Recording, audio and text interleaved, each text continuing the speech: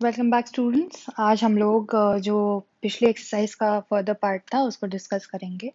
तो जहाँ तक अभी तक हमने पढ़ा था, जैसे कि आप देख सकते हो कि हमने पढ़ा था कि नंबर्स को ग्रेटेस्ट और स्मॉलेस्ट किस तरह अरेंज कर सकते हैं। ये सारी चीज़ें हमने पढ़ी थी, करेक्ट। अब इसके बाद आता है लार्ज नंबर्स को हम किस तरह यूज़ कर सकते हैं अपनी किसी भी चीज़ को डिफाइन करने के लिए, या जैसे किसी भी चीज़ की क्वांटिटी डिसाइड करने के लिए। जैसे नंबर्स को हम यूज़ करते थे बताने के लिए कि कितनी अमाउंट है या कितनी क्वांटिटी है, इसलिए हम नंबर्स यूज़ करते थे। इसी तरह हम जैसे लिक्विड फॉर्म में कोई चीज़ हो उसको किस तरह डिस्क्राइब कर सकते हैं, किसी चीज़ की लेंथ हो तो उसे किस तरह डिस्क्राइब कर सकते हैं, ये हम इस टॉपिक में डिस्कस करेंगे। तो बेसिक टेक्निक है कि हमें किसी भी चीज़ की लेंथ पता करनी हो तो हम उसे सेंटीमीटर और मीटर में मेजर करते हैं, करेक्ट। ये चीज़ आप लोग पहले पढ़ चुके हो। तो उसी हिसाब से अब कुछ बेसिक चीज़ें मैं आप लोगों को बताने वाली हूँ जिससे हम बता सकते हैं कि हम किस तरह इसे मेजर करेंगे। कोई भी चीज़ जैसे हमारे पास हो, या रोड हो, या फिर एक बकेट ऑफ वाटर हो, उसको आप किस तरह उसकी क्वांटिटी मेजर कर सकते हो। तो ये हमें इस टॉपिक में डिस्कस करना है। तो एक्सरसाइज 1.1 के बाद आता है large numbers. How to define large numbers. Large numbers हम किस तरह न्यूमेरिक फॉर्म में डिस्क्राइब कर सकते हैं। तो चलिए शुरू करते हैं। नोट्स आप खोल लो मेरे, मैं आज नोट्स ही पढ़ा रही हूँ क्योंकि इसमें कुछ ज़्यादा ऐसा है नहीं। एंड साथ साथ मैं आपको एक्सरसाइज भी समझा दूंगी कि किस तरह आप नंबर्स को कन्वर्ट कर सकते हो, उसकी यूनिट्स को कन्वर्ट कर सकते हो। तो इस तरह यहाँ पे हम करेंगे। तो सबसे पहले आता है लार्ज नंबर्स। नोट्स में जैसे लिखा है, we use units to define length and thickness of the object. तो हम जो यूनिट्स को यूज करते हैं किसी भी चीज की लेंथ एंड थिकनेस डिस्क्राइब करने के लिए। तो जैसे यहाँ पे लिखा हुआ है, तो उसी तरह हम लेंथ और थिकनेस को डिस्क्राइब करने के लिए यूज करेंगे। फिर जैसे हमें मालूम है कि 1 सेंटीमीटर में 10 मिलीमीटर होता है। तो cm शॉर्ट फॉर्म होता है सेंटीमीटर का, और मिलीमीटर का शॉर्ट फॉर्म होता है mm। तो 1 सेंटीमीटर होता है 10 मिलीमीटर, और 1 metre is equals to 100 centimetre. तो इस तरह हम डिसाइड कर सकते हैं। और जब 100 सेंटीमीटर है तो 1 सेंटीमीटर जब 10 mm है तो 100 कितना होगा, 1000 मिलीमीटर। ठीक है, इस तरह हम यूनिट कन्वर्ट करते हैं। तो इसी तरह अब आता है जो जो लार्जर डिस्टेंस हो गया, जैसे किलोमीटर्स हो गया, तो उसको किस तरह करेंगे। तो किलोमीटर्स के लिए हमें आता है इस तरह यूज करते हैं हम। 1 किलोमीटर होता है 1000 मीटर। तो ये कन्वर्जन है। जैसे पहले आता है किलोमीटर, फिर आता है मीटर, फिर आता है सेंटीमीटर, फिर आता है मिलीमीटर, और पीछे हेक्टामीटर भी आता है लेकिन उसकी हमें जरूरत नहीं है यहाँ पे। तो ये सब चीजें हैं। इस तरह हम जो भी डिस्टेंस है इसको डिस्क्राइब कर सकते हो आप।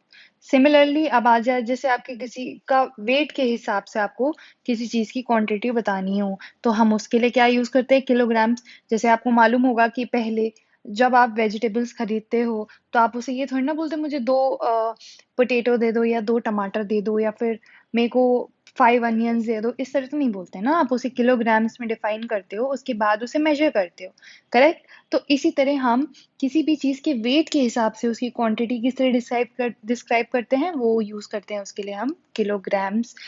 सो हम किलोग्राम्स को डिफाइन करने के लिए किसी भी चीज़ की क्वांटिटी को वेट के थ्रू हम किलोग्राम्स की यूनिट को यूज करते हैं। तो जैसे हमें मालूम है 1 किलोग्राम्स कितना होता है, 1000 ग्राम्स, और 1 ग्राम होता है 1000 मिलीग्राम। सो इस तरह हम इसका कन्वर्जन कर सकते हैं। जैसे क्वेश्चंस में आएगा यूनिट कन्वर्ट करना होता है, तो उसमें हम इस टेबल का यूज करके यूनिट कन्वर्ट कर सकते हैं। फिर आता है हम लिक्विड की क्वांटिटी हम किस तरह डिस्क्राइब करेंगे। तो लिक्विड की क्वांटिटी डिस्क्राइब करने के लिए होता है 1 लीटर इक्वल टू 1000 मिलीलीटर्स। तो इसके हिसाब से हम बहुत ही इजीली यूनिट कन्वर्ट कर सकते हैं। तो क्या क्या हमने सीखा कि 1 सेंटीमीटर होता है 10 millimetre, 1 metre is equal to 100 centimetre, और 100 सेंटीमीटर है तो 1 मीटर कितना हो गया, 1000 मिलीमीटर, करेक्ट। अब आता है किलोमीटर। मैं रिवाइज करवा रही हूँ आपको ताकि आप लोगों के दिमाग में एकदम अच्छे से बैठ जाए, ताकि समझने में आसानी हो। तो जब 1 किलोमीटर आ गया, किलोमीटर की बारी आई, तो 1 किलोमीटर कितना होता है, 1000 मीटर, करेक्ट। अब किलोग्राम्स हम लोग किसी भी चीज़ को वेट के हिसाब से उसकी क्वांटिटी डिस्क्राइब करने के यूज़ करते हैं, वो होता है 1 kilograms is equals to 1000 metres, sorry 1 kilograms is equals to 1000 grams, और 1 gram is equals to 1000 milligrams. तो इसके हिसाब से हम वेट के हिसाब से बता सकते हैं, और जब लिक्विड की हमें क्वांटिटी डिस्क्राइब करनी हो तो हम यूज़ करते हैं लीटर्स। तो 1 litre is equals to 1000 millilitre, या फिर इसे ml भी बोलते हैं। आपने ml देखा होगा, प्रोडक्ट्स पे लिखा होता है, तो ये ml बोलते हैं। अब आ जाते हैं एक्सरसाइज पे। तो चलो एक्सरसाइज पे आ जाते हैं हम लोग, और मैं एक्सरसाइज आप लोगों को सिखा भी देती हूँ कि किस तरह बहुत ही इजीली और किस तरह से आप इसे लिखोगे तो आप सबसे ज़्यादा स्कोर भी कर सकते हो, और आपकी प्रेजेंटेशन भी बहुत अच्छी होगी जब आप पेपर में इस तरह सॉल्व करोगे इसे। तो जैसे मैं शुरू करती हूँ यहाँ पे, हम क्वेश्चन नंबर 1 से शुरू कर लेते हैं। क्वेश्चन नंबर 1 क्या कह रहा है हमें? क्वेश्चन नंबर 1 कहता है a book exhibition was held for 4 days in a school. The number of tickets sold at the counter on first, second, third, and final day was respectively this. Find the total number of tickets sold on the 4 days. तो ये तो हमें simple समझ में आ रहा है कि addition का एक सोल्यूशन है। तो लेकिन इसके लिए हम किस तरह से लिखेंगे, तो प्रेजेंट करने का तरीका मैं आप लोगों को समझा दूं। पहले तो क्या लिखोगे आप, क्या क्या आपको क्वेश्चन में दिया हुआ है। तो क्वेश्चन में हमें क्या क्या दिया हुआ है? Number of ticket sold on first day, मैंने लिख दिया। Number of ticket sold on the second day, number of ticket sold on the third day, number of ticket sold on the fourth day. इस तरह आप इसे लिख दोगे। And total number of tickets कैसे निकालोगे? आप सम करके ही निकालोगे ना। तो बेसिक जो एडिशन का प्रोसेस है आप उस तरह से लिखो और इसका आंसर निकाल लो। इसी तरह हमें इसे करना है। फिर question number 2, Shekhar is a famous cricket player. He has so far scored this runs in test matches. He wishes to complete इतने runs. How many more runs does he need? तो number of runs scored, उसने पहले ही से ही इतने run score कर रखे हैं। उसे कितने करने हैं, कितने ज़रूरत है, जितने उसे करने हैं उसमें से जितने कर रखे हैं आप माइनस कर दोगे तो आपको मिल नहीं जाएगा अमाउंट, जितना भी उसे स्कोर करना है, मतलब रिमेनिंग स्कोर हमें इस तरह पता चल जाएगा। तो इस तरह आप अगर लिखोगे तो आपको खुद भी समझ में आएगा कि हमें क्या निकालना है, और कितनी आसानी से और कितनी क्लीनली आपको समझ में आ जाएगा कि हमारा आंसर भी आ गया है। तो इसे आप जितना स्कोर उसे चाहिए उससे उसने कितना स्कोर कर रखा है माइनस कर दोगे तो कितना और चाहिए हमें पता चल जाएगा। करेक्ट? इस तरह इसका आंसर आ जाएगा। आ जाते हैं क्वेश्चन नंबर 3 पे। क्वेश्चन 3 कहता है in an election successful candidate registered, कितने सक्सेसफुल कैंडिडेट्स रजिस्टर हुए? Number of votes of successful candidates इतने हैं। क्वेश्चन में दे रखा है his nearest rival secured this votes, जो राइवल है उसका कैंडिडेट का उसने इतने सिक्योर करे। By what margin did the successful candidate win the election, अब किस तरह जीत गया भैया, इसमें से आप इसको माइनस कर दोगे तो आपको पता नहीं चल जाएगा कि कितने रन से वो जीता। तो सिंपल यही टेक्निक है, plus minus addition subtraction multiplication division, जिससे आप पता कर सकते हो आंसर। तो इस तरह अगर आप सॉल्व करोगे और इस तरह आप लिखोगे तो it will be very easy for you to calculate the answer, and आपको समझ में भी आएगा और आपको पूरे के पूरे नंबर मिलेंगे इस तरह लिखने से भी। अब आ जाते हैं क्वेश्चन नंबर 4 पे। Kirti book store sold worth rupees इतना इन द फर्स्ट वीक में कीर्ति ने इतने अमाउंट के बुक्स सेल किए। सेकेंड वीक में उसने इतने अमाउंट के सेल किए। क्या पूछ रहा है वो? How much was the sale for the 2 weeks together. अब वो पूछ रहा है 2 वीक की टुगेदर सेल कितनी है। तो जब आप फर्स्ट वीक और सेकेंड वीक की जो एडिशन कर दोगे तो आपको पूरे वीक की सेल पता चल गई। तो इस तरह हमें पता चल गया 2 वीक्स की सेल कितनी हुई, तो ये इतनी सेल हुई। अब वो पूछ रहे हैं in which week was the sale greater and by how much. हम जिस तरह हमें मालूम है कि इसको और इन दोनों में ग्रेटर कौन है, सेकेंड वीक की ग्रेटर है। तो ग्रेटर तो हमारी सेकेंड वीक की हुई, और कितने से हुई, हम जितना जो बड़ा अमाउंट है उससे छोटा अमाउंट माइनस कर देंगे तो हमें पता चल जाएगा कि इतने अमाउंट से उसकी सेल ज्यादा हुई फर्स्ट वीक से। सेकेंड वीक की सेल इतने अमाउंट से ज्यादा हुई, इस तरह हमें पता चल जाएगा। और लास्ट में आप लिख दो sale was up on second week by this amount. इस तरह हम ये वाला क्वेश्चन कर लेंगे।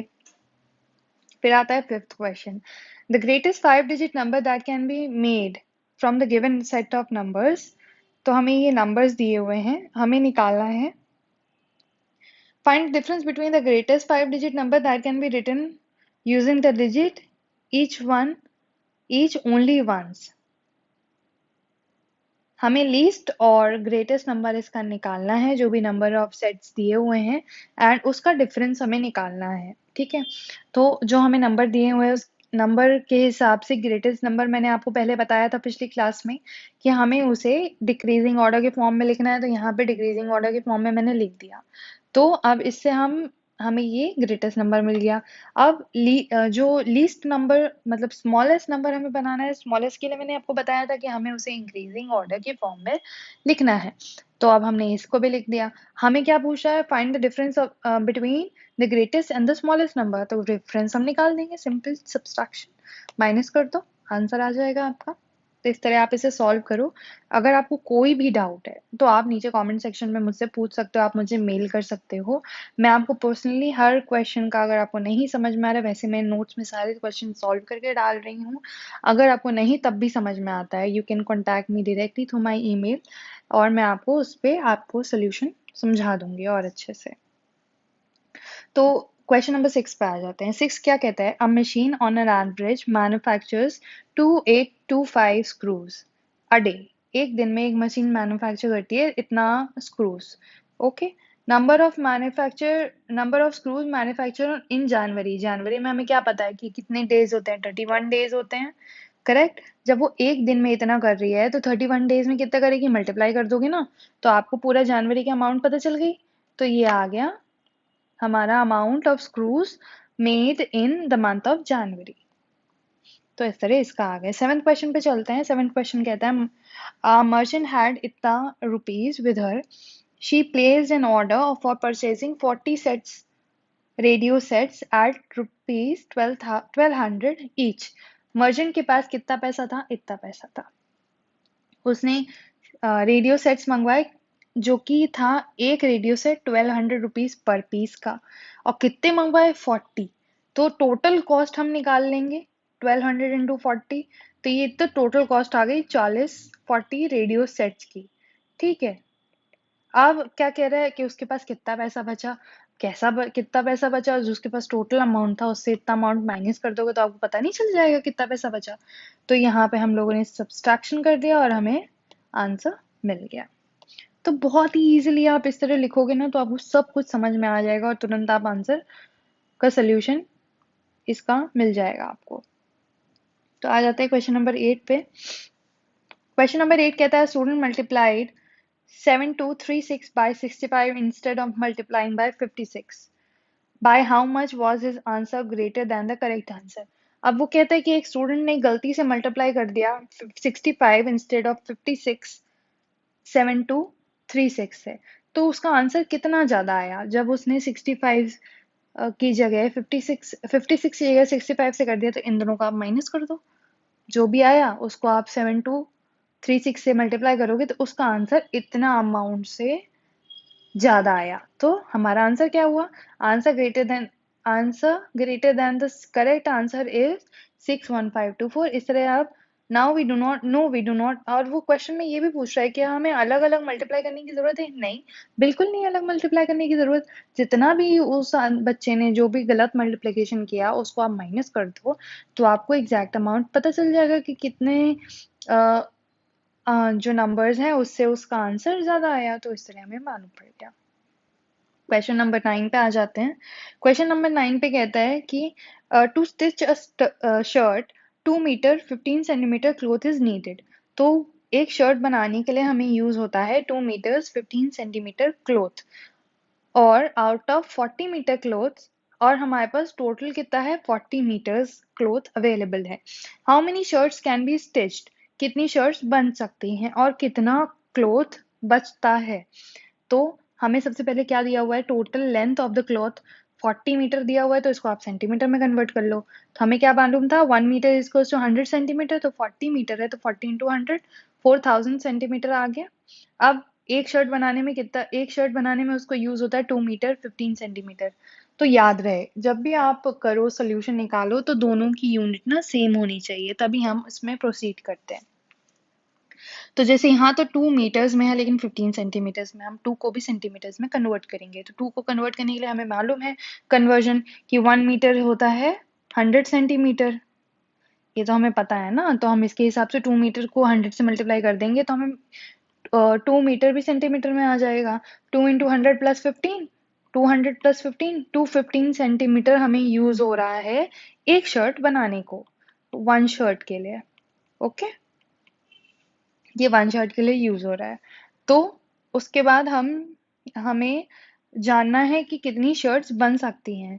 तो कितनी शर्ट बन सकती है, आप पूरा क्लोथ का जो लेंथ है उससे एक शर्ट की लेंथ को डिवाइड कर दोगे तो आपको पता चल जाएगा कि कितनी शर्ट्स बन सकती हैं। तो हम डिवीजन कर लेंगे, नॉर्मल डिवीजन का प्रोसेस है। हमें क्या मिला कि हम 18 शर्ट्स बना सकते हैं, 80 शर्ट्स हम बना सकते हैं। और कितना क्लॉथ हमारा बच रहा है, 130 सेंटीमीटर क्लॉथ हमारा बच रहा है।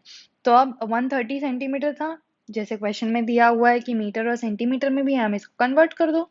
ब्रेक करोगे 100 प्लस 30,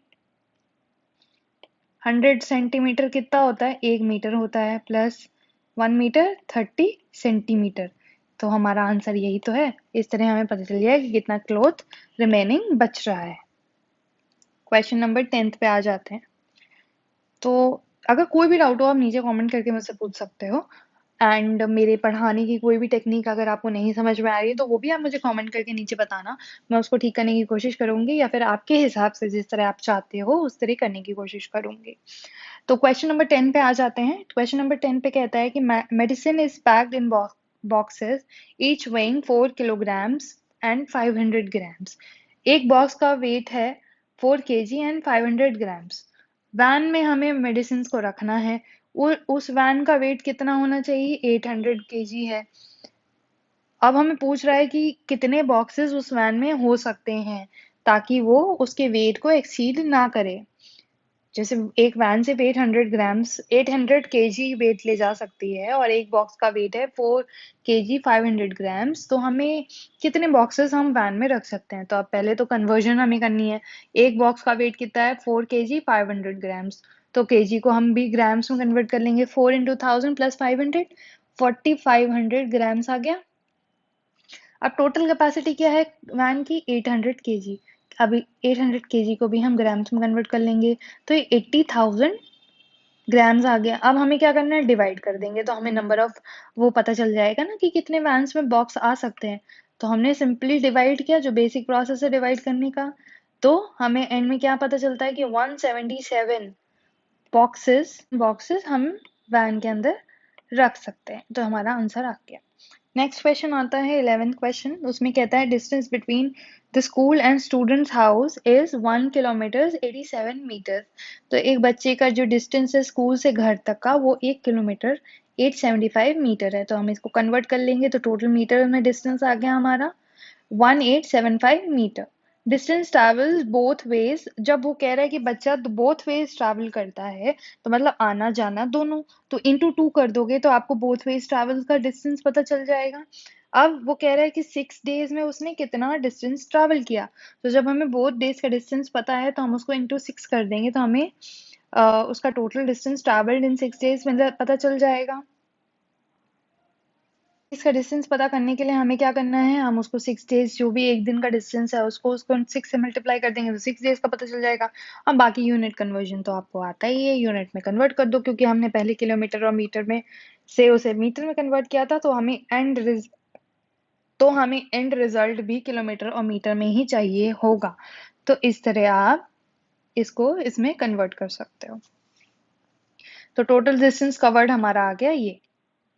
नेक्स्ट क्वेश्चन पे आ जाते हैं। नेक्स्ट क्वेश्चन क्या कहता है कि एक वेसल है जिसमें 4 लीटर्स एंड 500 ml कर्ड है, और हमारे पास है एक ग्लास जिसकी कैपेसिटी है 25 ml। तो वो पूछता है कितने ग्लासेस भर सकते हैं। सिंपल से हमें पता चल गया ये डिवीजन का केस है। उसके बाद आता है हमारी एक वेसल में कितनी कर्ड है, 4 लीटर्स 500 ml, तो पूरा को 500 ml में कन्वर्ट कर दिया हमने। एक ग्लास की कैपेसिटी कितनी है, 25 ml।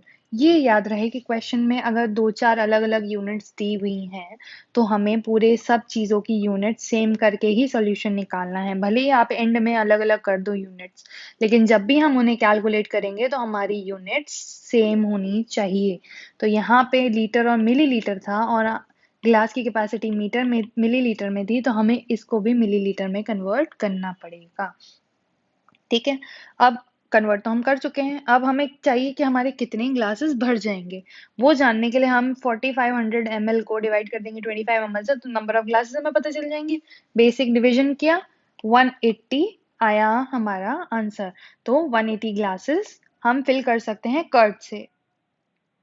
ये हमारा बेसिक हम हो गया है जितना भी इस एक्सरसाइज में था, और सारे सॉल्यूशन भी मैंने आपको समझा दिए हैं।